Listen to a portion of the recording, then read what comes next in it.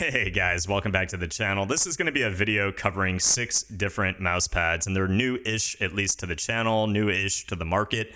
And I do want to touch each and every one of them because they each have different gaming attributes that could be main potential for you. All of the pads that I'm going to be covering happen to be quite good for gaming related purposes. I've taken the Infinity Mice Duel pad in game for a long duration of time and it feels very good for gaming purposes. The Superbeings Memento. I also tested the Odin Andromeda, the Gosu gaming pad, both of which are somewhat similar to each other. Your typical kind of cloth feeling pad, both of which perform well in game. And I also have 2 pads from Dornfinger, including the Summer Edition pad and the Speedy Cordura pad. Again, all of them providing attributes for gaming related purposes that could be a main potential for you depending on what you're looking for. But this video is going to touch the feel, the speed, the padding, everything that you kind of need to know in terms of what you're getting into if you were to purchase one of these pads. And the pad I want to talk about first, guys, is the Infinity Mice Duel pad. I think the artwork that they did is great, and most importantly, the surface feel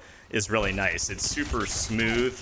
And I would say the speed is more along the lines of balanced with a hair towards speed. This is not a control pad. It does have Poron-ish foam. With that, you can push down with quite a bit of force. It is kind of an in-between of an Artisan mid and an Artisan soft. It is very comfortable to just rest your hand on for long periods of time. And because the foam is kind of closer to like an Artisan in-between of soft and mid, it remains very consistent. So it has a beautiful element of that balanced feel with a hair towards speed. It's not too fast or slippery. Feels really good in game in terms of tracking heavy games, even games like your tac shooters, CS, and Valorant.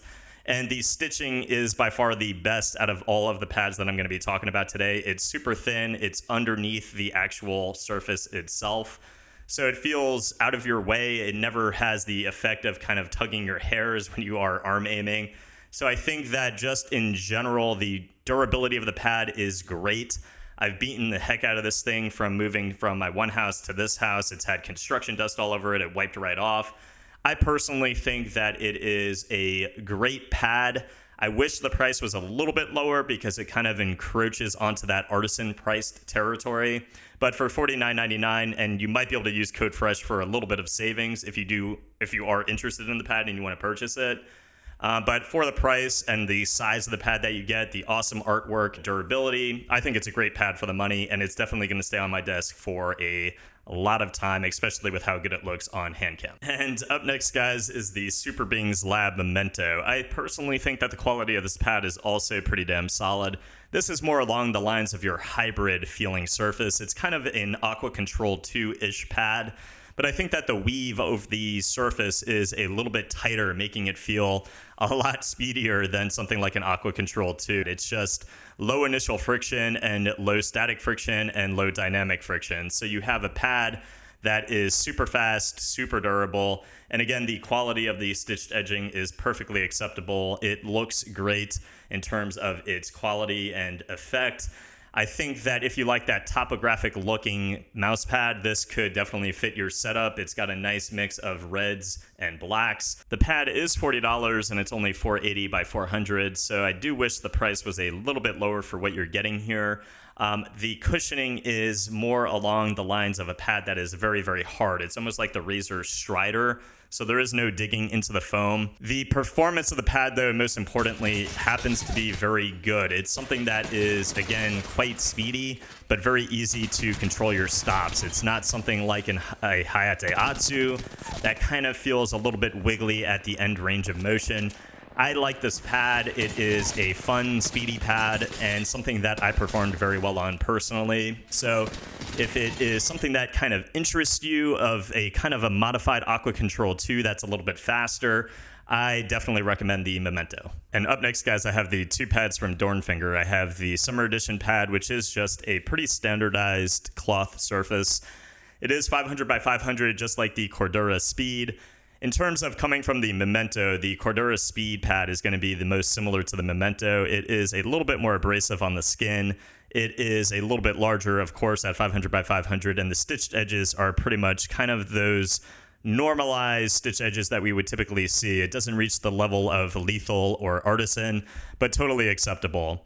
The only thing with the Dornfinger Speed Cordura pad, it doesn't sit fully flat on my desk still, but a very durable pad. And if you are a speed lover, I personally love this pad. The performance is very consistent because there's no foam to kind of push into, so you just have that speed across the entirety of the pad, which is, of course, low dynamic, low initial, and low static. So if you want a super speedy, consistent, durable Cordura pad, the Dornfinger, in my opinion, is awesome at 500 by 500.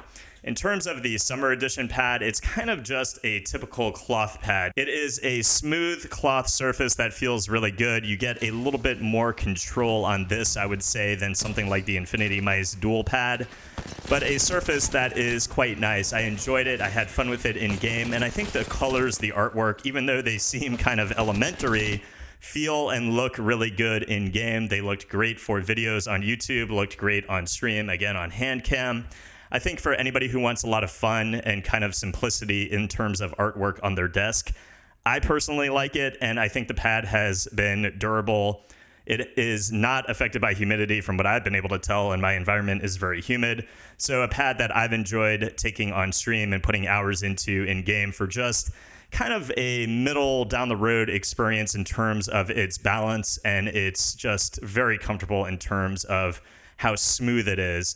The foam does not push in. It's not a pour-on type foam. So again, remains very consistent in game. And up next, guys, I have two black squares, one from Gosu Gaming from the Philippines and the Odin Andromeda. The Andromeda is a little bit bigger than the Gosu Gaming Gear pad. The Gosu pad has a little bit more foam density than the Odin Andromeda. The Odin is a little bit more fibrous. The Gosu is a little bit smoother. The Odin Andromeda is faster. The Gosu Gaming Gear is leaning a little bit more towards balanced, but still faster than something like the Lethal Gaming Gear Saturn. The Odin Andromeda, being the fastest out of the Saturn Gosu Gaming Gear pad, kind of branches itself out a little bit further from the Lethal Gaming Gear Saturn, given that its speed is elevated. So it's very fun to use for Overwatch and Apex. The Gosu Gaming Gear pad is great for all use case scenarios. Again, you could use any three of those pads for any use case scenarios, but I guess the best way to explain the three pads is that if you're looking for something that feels like it has a little bit more balance in terms of speed and control over the Saturn, the Gosu Gaming Gear pad is great. If you want a lot more speed than the Saturn, the Odin Andromeda is great, especially for its price. If you are very comfortable with your Lethal Gaming Gear Saturn, the Saturn has the best build quality out of all three of these pads between the Saturn Gosu and the Odin Andromeda. And I also think that the Saturn really gives you that element of control. So if you like that, stick with the Saturn. If you want more speed, go for either the Gosu Gaming Gear or the Odin Andromeda. So guys, my current main is still the Artisan Raiden. I've been using the Artisan Heian a lot. I've also very much so enjoyed my Lethal Gaming Gear pads. And in terms of all the pads that we've reviewed today or taken a look at today, I don't think any of them really reached the quality of either Lethal or Artisan. I think that right now are the two gold standards for mouse pads. This market right now today at the end of 2022 going into 2023. I hope that we start to see more quality pads like Lethal and Artisan, but all of the pads mentioned in the video today, despite not reaching the quality of those two brands, definitely bring a lot that can be worthy for anybody's main mouse pad. It really comes down to whether or not you want a super smooth surface, more abrasiveness, if you want something extremely fast or something more balanced. I think all of the pads that I've mentioned in this video could potentially be somebody's main. It really just depends, what are you looking for? For me, my main is still the Artisan Raiden. For you, you could possibly lean towards any one of the 6 pads mentioned in this video. So I know it was kind of a brief overview of all 6 of the pads. If you guys have any questions, let me know in the comments. I'll do my best to get to them. And I hope it helped, guys. If it did, please leave a sub to the channel. I'll see you guys in the next review. Peace.